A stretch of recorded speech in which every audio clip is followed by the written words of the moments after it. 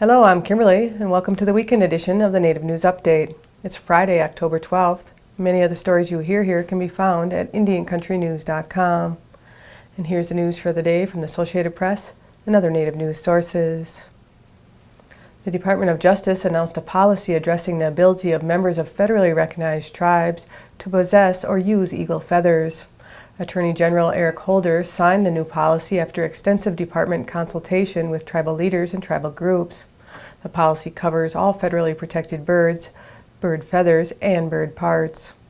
Federal wildlife law, such as the Bald and Golden Eagle Protection Act, generally criminalizes the killing of eagles and other migratory birds and the possession of commercialization of the feathers and other parts of such birds. At the same time, the Department of Justice recognizes that eagles play a unique and important role in the religious and cultural life of many tribes. The department is issuing this policy to address the concerns of tribal members who are unsure of how they may be affected by federal wildlife law enforcement efforts, and because of the concern that its uncertainty may hinder or inhibit tribal religious and cultural practices. To view the policy, you can visit justice.gov/tribal. A group of Montana tribal members filed suit in federal court on October 10th, seeking an order for local election officials to provide satellite voting stations on their reservations. The plaintiffs, members of the Crow, Northern Cheyenne, and Fort Belknap tribes, allege under the Voting Rights Act that it is discriminatory to make them drive long distances to county seats to exercise their right to vote. In some cases, they have to drive as far as 113 miles round-trip just to vote.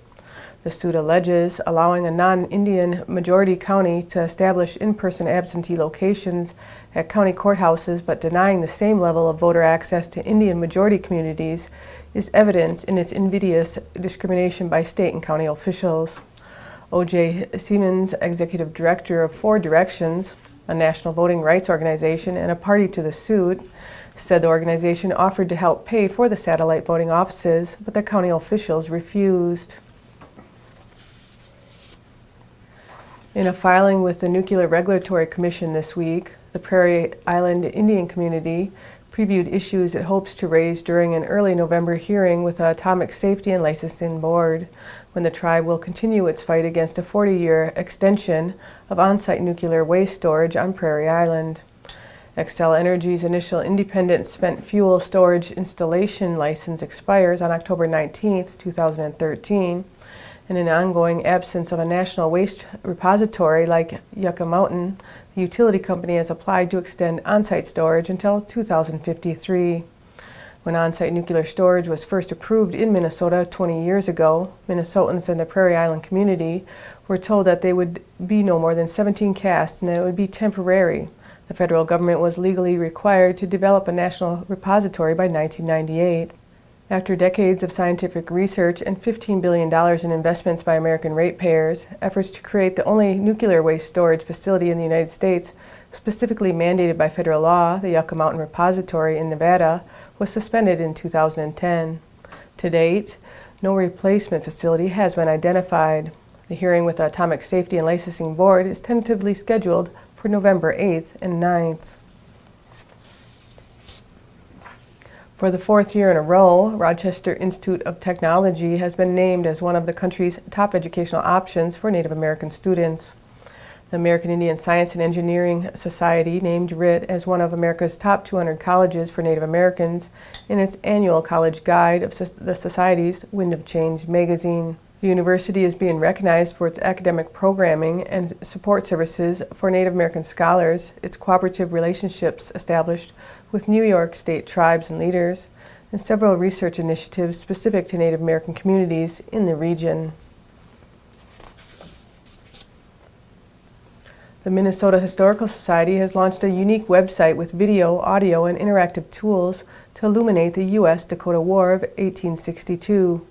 The website reveals stories of survival, resilience, and healing, and it uses primary sources, oral history, maps, multiple perspectives, and interactives to tell the history of the war, its causes, and its aftermath. The public is invited to join discussions and also to post their family history related to the war in the Share Your Story section of the website. In its final phase of the website, which originally launched in March, visitors can learn about the Dakota homeland, newcomers to Minnesota, treaties, the war and its aftermath, and the Dakota Nation today. We're like trees. If we don't know our roots and how we're connected from the very beginning to creation and to God and to the land, if you don't have roots, the tree falls and it dies. Minnesota Makoche, the land of cloud-tinted waters in the Dakota language, is known today as Minnesota. It has been the homeland of the Dakota people for thousands of years. Beginning in the 1600s, a steady stream of Europeans, first explorers and traders, eventually settlers, came to the land known today as the state of Minnesota. Settlers were very much a threat to Dakota way of life. They were encroaching onto their livelihood. The German settlers in Chicago and in Cincinnati were told, once you cross the Mississippi, nobody lives there. By 1862, Dakota people faced many hardships, and when the U.S. government broke its promises, some of the Dakota people went to war. When the U.S. government, who made a pact with us, will not live up to its agreement, we have to then defend ourselves. 2012 marks the 150th year since the U.S.-Dakota War was fought over 6 weeks in southwestern Minnesota, resulting in hundreds dead and the Dakota exile from their homeland and the largest mass execution in U.S. history, the hangings of 38 Dakota men in Mankato. Throughout this year, the Minnesota Historical Society is offering many new ways to learn about the war, the causes and its aftermath, including the exhibit at the Minnesota History Center. To check out the Society's new website, you can go to usdakotawar.org. Louise Erdrich's new novel, The Roundhouse, is the second part of what she plans as a trilogy centered on the Ojibwe of North Dakota. The Roundhouse, which is already on Oprah's list of literary standouts, is expected to get major attention since the first book of the trilogy, 2008's A Plague of Doves, was a finalist for the Pulitzer Prize. As in Doves, the new novel is centered on a vicious crime. A middle-aged woman on a Dakota reservation is savagely attacked and is so traumatized that she refuses to talk about what happened. The crime and its aftermath are what ties the new book to the previous one. Also in the book, the woman's husband is a tribal judge, and how tribal law deals with the crime is the essence of the story. But its heart is in the 13-year-old lead character, the woman's son, a boy named Joe. The Roundhouse is available at Amazon.com, Barnes & Noble, iBookstore, and IndieBound. And that's another roundup of news from Indian Country on this edition of the Native News Update. I'd like to thank you for joining me, and have a grand day.